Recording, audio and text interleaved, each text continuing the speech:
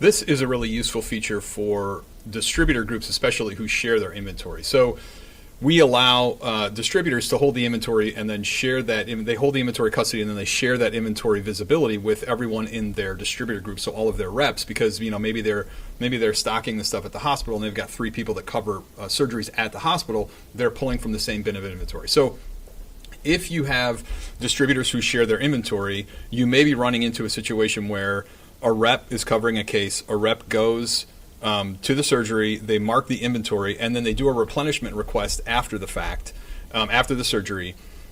And by default, the recipient of the inventory is going to be the rep, but that's not really who you want the recipient to be. You want the recipient to be the distributor, but since the rep is the one who did the case, historically, you were locked into sending it to the rep themselves. So I'm going to show you here what we've done to solve for this issue. So we're in an inventory request. You'll see it is a replenishment request.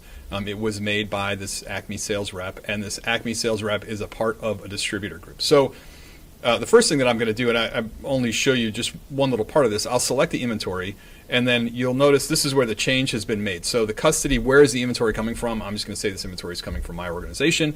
And then who's the recipient? Well, because the recipient is associated to a distributor group, I am able to either send it to the person who has asked for it, or I can actually select that I'm going to send this directly to the distributor. And so then what happens here is go through all the rest of the same process. When I create this transfer, the transfer is going to go to the distributor. It is not going to go to the sales rep. So again, if you have a rep that is making a request for inventory, and it doesn't just have to be in a replenishment, but if they're making requests for an inventory, for inventory items, and they are associated to a distributor group, you will have the ability to select if you send that to the rep or if you send that to that rep's assigned distributor.